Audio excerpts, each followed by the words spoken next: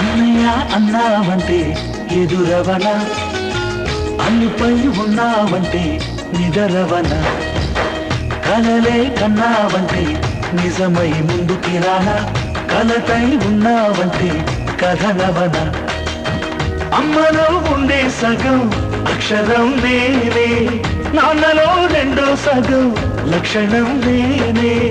అమ్మ తోడు నాన్న తోడు అన్నీ నీకు అన్నే చూడు, చెల్లిపోని బంధం నేనమ్మా చిటి చెల్లెమ్మా, వెళ్ళిపోని చుట్టం నేనమ్మా.